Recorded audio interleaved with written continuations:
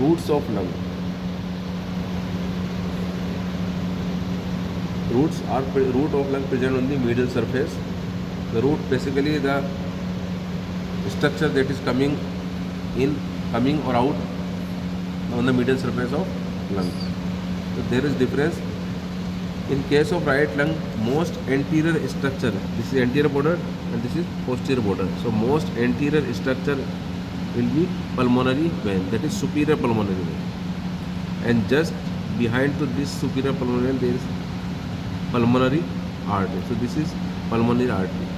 And most posterior structure is this bronchus. Bronchus is made up of cartilage. So this wall is thick. So in case of right lung, bronchus is divided into two parts.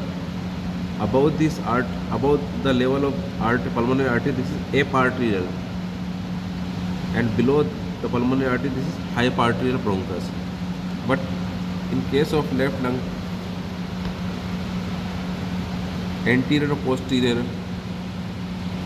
first one is the superior pulmonary vein, and this is only one bronchus, principal bronchus. There is no bifurcation, and the pulmonary artery.